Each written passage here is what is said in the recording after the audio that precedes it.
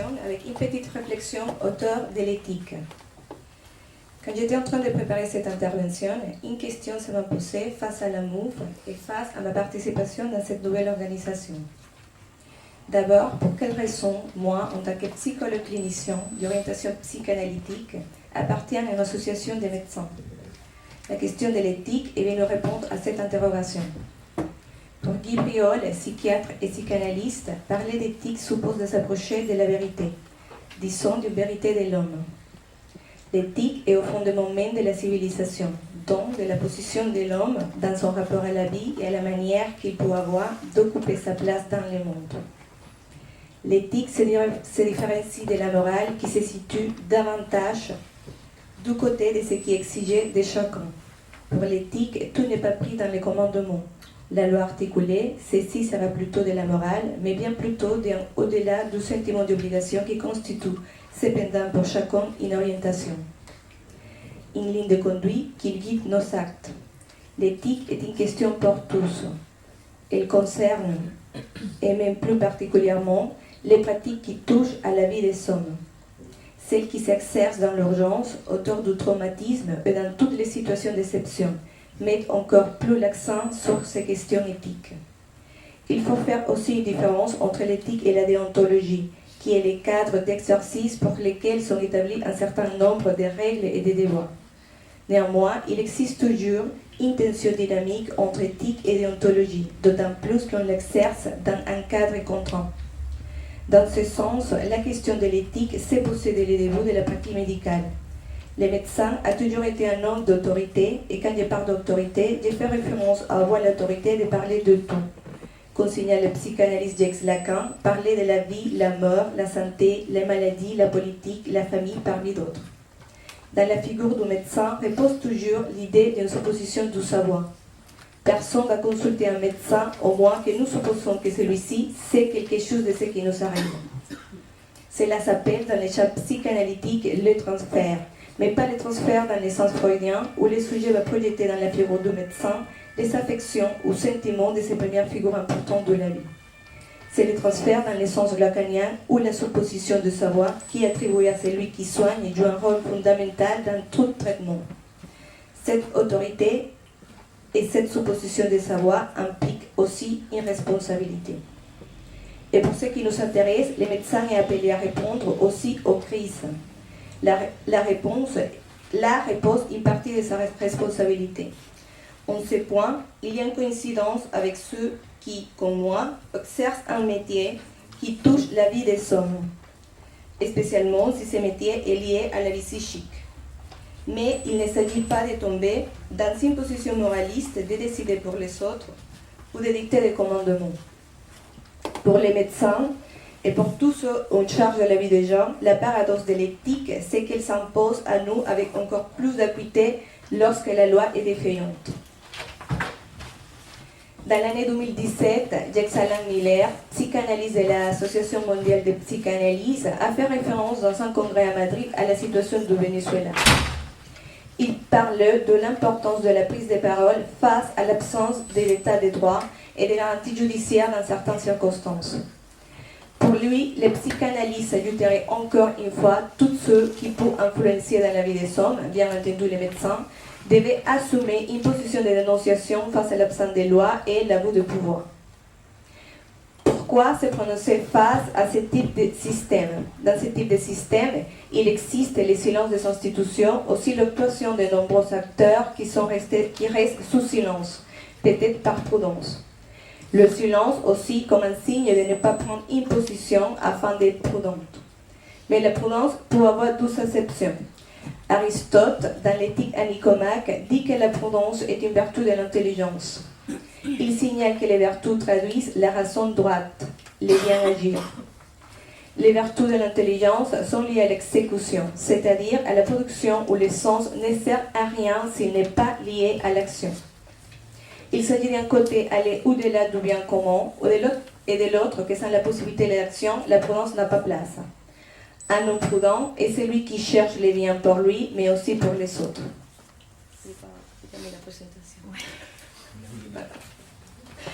Rester en silence pour prudence ne répond pas à la prudence aristotélicienne. Si nous restons en silence, c'est la prudence dans les arts bourgeoises, ou ce qui est le plus important, c'est les biens propres. La prudence aristotélicienne est liée donc aux actions justes, à savoir celles qui ont fait appel à l'expérience, à la sagesse et la technique pour les biens humains. Il n'existe pas l'idée d'une psychanalyse ou des analyses qui ne soient pas prudentes. J'ajouterais qu'il n'existe pas non plus des idées des médecins qui ne soient prudents et qui restent indifférentes face aux situations où il n'y a pas de respect pour la vie humaine. Il est nécessaire que la prudence s'exerce dans le cadre d'un objectif louable. Il n'est pas compatible avec l'inhibition. Le savoir seulement est utile si ça mène à exécuter une action. La Move France prend la parole aujourd'hui afin de montrer une réalité qui touche 1 million de Vénézuéliens, l'exil. Cette prise de parole s'accompagne aussi d'un acte, soutenir l'autre semblable dans sa pratique médicale et soutenir ceux qui parfois ne peuvent pas accéder à ses droits. La banalisation de la situation du Venezuela pendant des années de la part de quelques acteurs ainsi que le silence de certaines organisations qui en théorie existent pour promouvoir et faire respecter les droits de l'homme ne se tient plus. L'exil de plus de 5 millions de Vénézuéliens est un signe et la démonstration d'échec d'un projet. Le fait de voir des millions de personnes quitter son pays, ça parle. Et cela dit beaucoup. Le silence ne se tient plus. Cela dénonce la tragédie que beaucoup ont voulu taire et que quelques-uns ont soutenu et soutiennent encore. Les déplacés vénézuéliens sont là pour dénoncer l'horreur qui traverse le pays. Ils démontrent un désir d'une autre chose au-delà de l'extrême contrôle social qui les touche tous les jours depuis plus de 20 ans. Les conséquences de ce système de contrôle social s'entendent aussi dans la vie psychique de ces citoyens.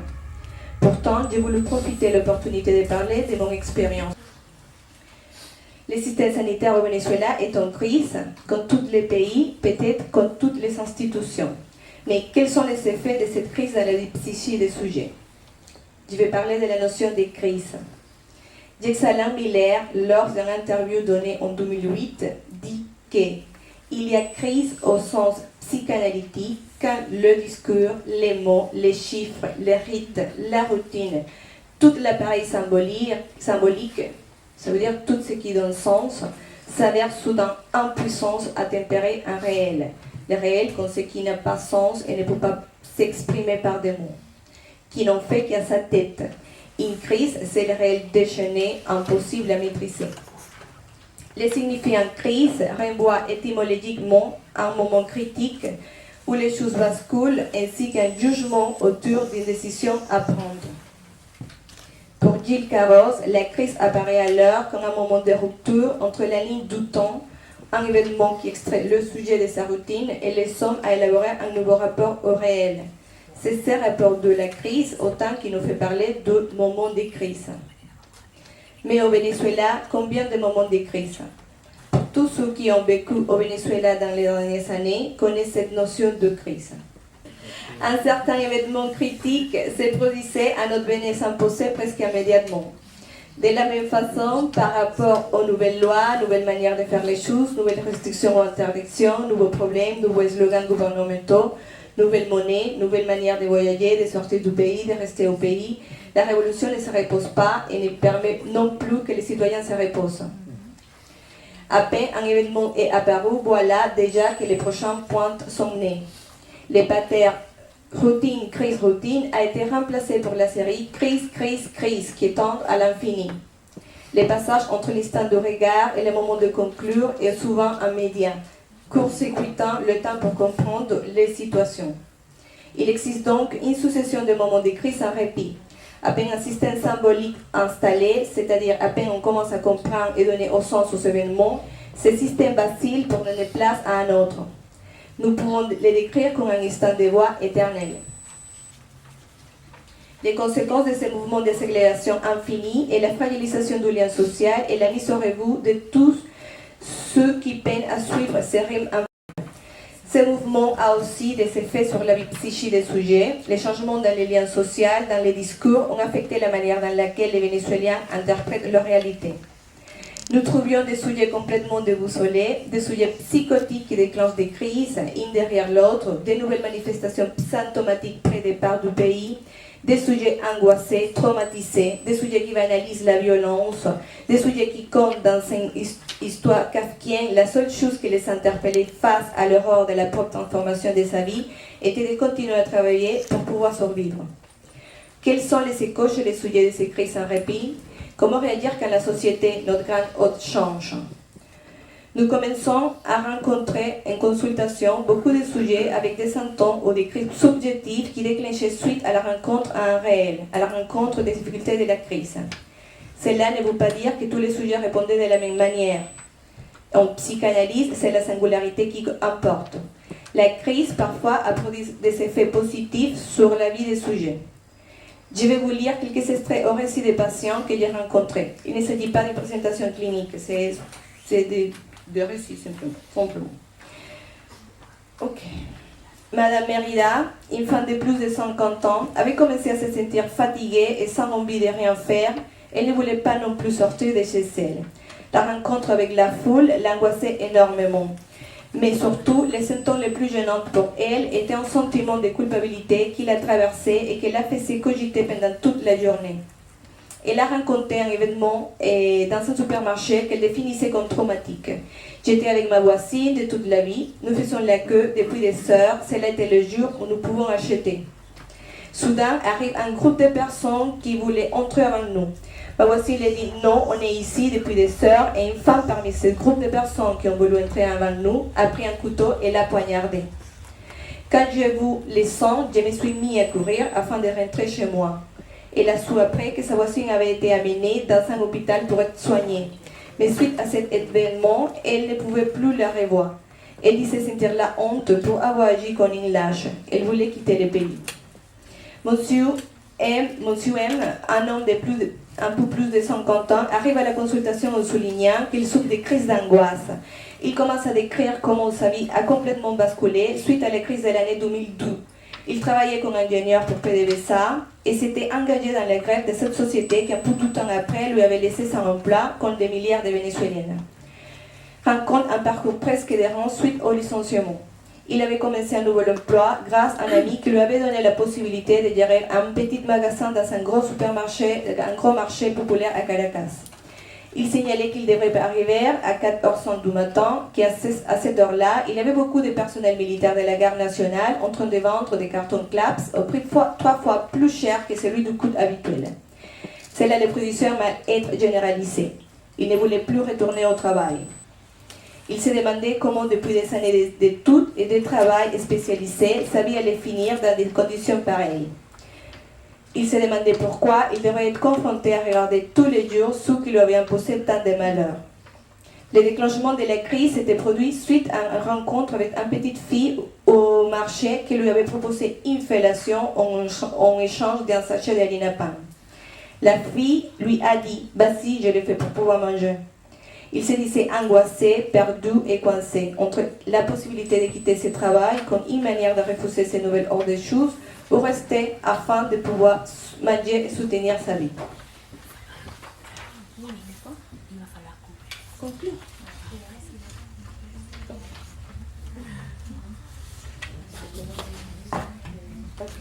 Je vais passer rapidement pour parler de l'exil, pour conclure, oui, je vais couper un petit peu la présentation. Et pendant plusieurs décennies et sur plusieurs générations, on a eu lieu des exils massifs et prolongés provoqués par des régimes répressifs et des conflits politiques. L'exil est lié à ceux qui, de peur de perdre leur liberté et même leur vie, se déplacent vers d'autres territoires. Comme signale Sanchez Vasquez, l'exil n'est pas le simple transplant d'un terre à une autre, ni l'effet de retrouver dans la nouvelle terre ce qu'on a perdu en quittant en de force celle d'origine, mais la perte de la racine du centre. C'est un vivre en suspens, coupé en deux, entre la terre sur laquelle on marche et celle où l'on rêve de retourner. Pour Michael Bassols, les sujets exilés équivalaient à être déterrés, littéralement hors de la terre, sans terre, en dehors du monde vivant. Un déterré n'était plus un citoyen, c'est-à-dire avait cessé d'être un être en tant que tel, être là sans être. Pour Bassols, un réfugié devient un exilé quand il sait qu'il n'est plus retourné là d'où il vient. L'exilé est aujourd'hui un être décalé, mais qui cherche sa place dans un autre lieu et qui, depuis cette autre place, semble aborder la vérité de l'être, tel un être sans être là, dans un endroit fixe et déterminé. Ce n'est plus être là sans y être, mais aborder son être sans être là. Mais c'est important de dire que chaque personne vit son propre exil d'après sa subjectivité. Guibriol affirme que chacun réagit avec sa propre singularité face aux situations les plus extrêmes. Par rapport au trauma, la psychanalyse soutient que si l'événement est pour tous, le traumatisme est propre à chacun. Marie-Hélène Proust signale que dans le langage courant, le traumatisme est lié à l'accident. Le trauma, c'est le moment où il surgit dans la réalité quotidienne, la routine ordinaire, un événement qui échappe à la prédiction en venant marquer et limiter la capacité d'intervention du sujet. Par rapport à l'apparence accidentale du traumatisme, Lacan dit que si l'accident semble la cause du trauma, c'est du fait qu'il se déploie dans le contexte d'une organisation psychique déjà là et dans laquelle l'accident peut ou non prendre valeur du trauma. La plupart des événements traumatiques l'ont été à notre insu. Nous ne les découvrons que s'ils sont mobilisés par des circonstances ultérieures, venant raviver une marque intérieure restée en suspens du sens, restée silencieuse et qui peut ne jamais être réveillée. La première marque traumatique ne se révèle pas que dans le deuxième temps quand elle donne son impact destructeur à tel ou tel événement contingent. Cependant, parfois, il peut arriver que cette première trace soit suffisamment violente pour ne pas passer inaperçue. Par rapport à l'exil, nous pouvons trouver 12 expériences d'exil choisies ou subies. Quand le départ est choisi ou volontaire, c'est un acte et les possibilités d'être intégré sont plus grandes, c'est plus facile de les donner un sens. Mais si l'exil est obligé et vécu comme le résultat d'un hasard ou d'une nécessité vitale, ce qui va faire traumatisme est la séparation. Avec les origines, la langue, même si la même langue, la famille, la routine. Le sujet est mis dans ces situations d'impuissance, une espèce de discontinuité, s'inscrit dans la vie du sujet. Cette discontinuité est vécue comme les modèles, rien ne sera jamais plus comme avant, y compris le sujet lui-même. Comme dans le trauma, il y aura un avant et un après. Quand une personne arrive dans un autre pays, elle doit passer par la rencontre avec un autre, une autre langue et un autre discours, des autres styles de vie, d'autres codes réagissant le lien social et les modes de faire relation avec les semblables. Cet autre social, pour l'accueillir ou l'expulser, pour les situer comme différents, parfois cette différence, comme signale Anna Hagan, peut donner lieu à la haine et au racisme parce qu'on aime l'identique, la même chose. Mais la personne qui arrive a aussi ses marques, un autre discours et doit s'approprier de la langue de l'autre du social auquel elle essaye d'accéder. Si bien il faut voir les cas pour cas, qu'il n'y a pas une réponse fixe et bonne pour tous, nous pouvons trouver parfois quelques difficultés chez les sujets exilés. Les mécanismes psychiques de réalisation apparaissent quand les sujets ne s'insèrent pas, il n'accepte pas quitter sa langue, il parque sa langue d'origine, il ne s'intéresse sinon à ce qui est lié à son pays, il vit chez eux ailleurs. L'autre mécanisme, l'idéalisation, apparaît quand les sujets idéalisent un pays d'origine, tout est mieux là-bas et tout est nul ici. Il s'agit des mécanismes afin de se défendre à l'angoisse et la perte. C'est une manière de refuser l'autre. Ces mécanismes peuvent être adaptatifs au début, mais peuvent représenter un problème si le sujet n'arrive pas à les dépasser.